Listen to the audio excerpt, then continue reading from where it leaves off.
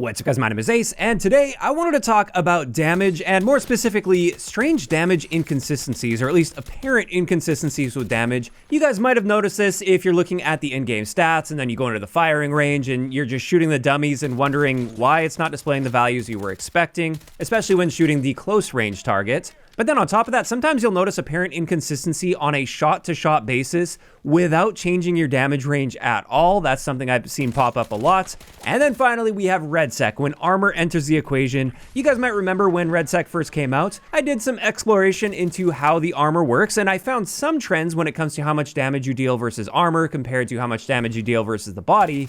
However, I was noticing plenty of inconsistency here as well. And I've finally wrapped my head around all of this, and I wanted to share everything with you guys today, so you better understand what's going on here and why you may be seeing different damage values than what you expect. Now, just a heads up, this is just for the people that really care about the minute details. For many of you, it doesn't matter. You just shoot your target. Who cares about these little details? Not all of you are paying attention to every little damage value and why it's not always adding up perfectly. This video is for the people that really care about those details, or have maybe just noticed some inconsistency and would like some clarification on it. And there are a bunch of different things going on here, so let's just start going through these. And let's start it off with the easy one, and this is, why do you sometimes not see the value that's shown in the menu against the closest firing range target? Because obviously you expect there's damage range drop off, so as you increase your distance, you do get a lower damage value, but we're talking the closest target possible. So at the NVO228, for instance, it says in the menu it deals 33 damage, but when you get as close as possible to that first target, you'll notice you're dealing 27 damage, not 33 damage. And you'll see this with a lot of the SMGs as well, and the simple explanation behind this is one of the common damage range drop-off points in this game is 9.5 meters. Not 10 meters, 9.5, and you can't get any closer than 10 meters to that 10-meter target, obviously, since you can't go downrange at all. And as a result, you're just seeing the damage from the second damage range, and just know you will actually be dealing the damage stated in the menu at a closer range. So that one's super straightforward. Another one that confused me a lot at first, but I figured this one out very early on. This is, why is a 33 damage gun a 3-shot kill against a full health enemy that has 100 HP? Because 33 times 3 is 99. And with this one, I have talked about it in the past, I'm sure many of you already know, but I wanted to be thorough in today's video. Battlefield doesn't use integer values when it comes to their damages. Instead, they use fractional values, meaning for this damage range, they just input 3-shot kill at 100 health, which equals 33.3 repeating. So in their menus, it's rounded down to 33, but if you multiply 33.3 repeating by 3, it's 99.9 repeating, which mathematically is equal to 100, and therefore it's a 3-shot kill. However, taking that even farther here, one thing you can do in-game is turn on the damage log, and this will show a much more exact value for how much damage you're receiving. And another confusing thing they do here when showing your damage log is they aren't rounding the numbers, they just cut the numbers off at the 100th point. And an example of this is with the cord, for instance, in its minimum damage range. When you shoot somebody, you're seeing 14 damage pop up, which should yield an 8-shot kill to the target. However, you'll notice it actually takes 7 shots to kill at this quote-unquote 14 damage. Now, similar to that previous example, this is just a case of them dividing 100 by 7 because they want it to be a 7-shot kill, which gives us 14.286. However, the damage log, as I said, it doesn't round this value to 14.29. Instead, they just show 14.28, and they just cut the 6 out of the equation there instead of rounding it up to 14.29. And so if you are somebody that really cares about precision, you would think turning this damage log on, which shows you those additional decimal points, would give you more precision here. And this is what I did. I entered into my spreadsheet 14.28 because that's what the damage log states. Although even at 14.28, we're expecting an 8-shot kill, not a 7-shot kill, which is what we actually experience. And so it took me a little while to figure out that they aren't rounding these values properly for the damage log. They're cutting them off, and therefore they can't be trusted as perfectly accurate values, or even accurately rounded values at the very least. So that was a bit of a frustrating one for somebody that dives really deep into the numbers to figure out. And now let's talk REDSEC, and we're going to be revisiting armor and how it works. If you guys saw the initial video, you'll know that with most of the guns in the game, it appeared we were dealing about 15 to 20%, depending on the gun. Sometimes there were outliers that went beyond that. We were dealing about 15 to 20% less damage to armor versus the body. But only in Battle Royale, where you have the purple armor. If you're in Gauntlet, that's a separate type of armor that doesn't reduce the amount of damage you deal per shot.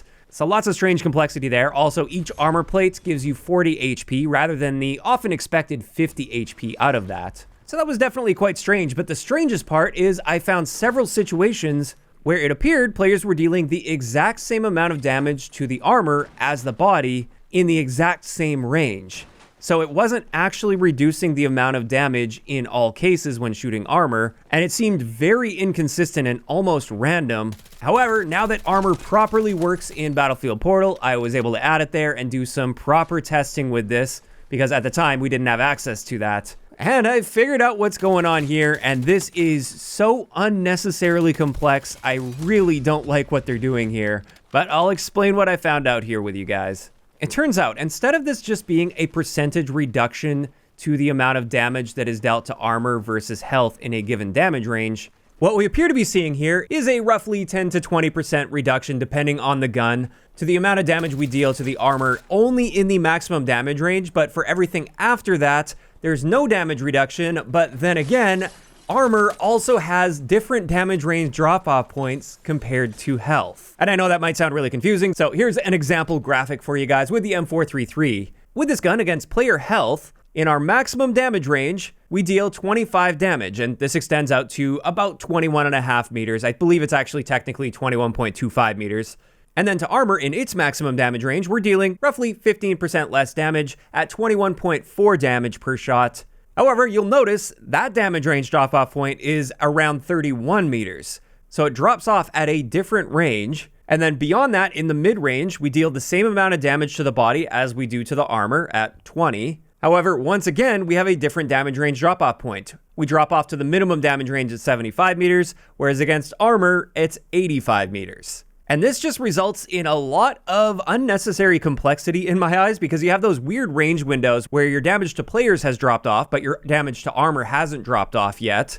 And in my opinion, at least, this creates a lot of unnecessary complexity and often a feeling of inconsistency as well, because this will often change the number of shots it takes to kill within certain range windows. And it's really not intuitive whatsoever as far as figuring out how many shots it's going to take to kill in a given situation against an enemy player that has armor. And that's just one example with an assault rifle. SMGs have different damage range drop-off points for armor versus player health. And there's just a lot of really strange stuff going on here. And at the end of the day, in my opinion, they've made everything here so unnecessarily complicated, and they also are not doing a very good job communicating this information to the players. This required hours of detailed testing and work in spreadsheets to try to figure out what they're doing here and why they're doing it here. And I still haven't fully figured out the why here. It's just very strange the way that they've decided to handle this, when they could have gone a much more simple route that's much easier to read and understand for the player base. I mean, maybe that is the reason. Maybe they want this to be very complex and hard to understand so that it becomes that much harder to figure out metas.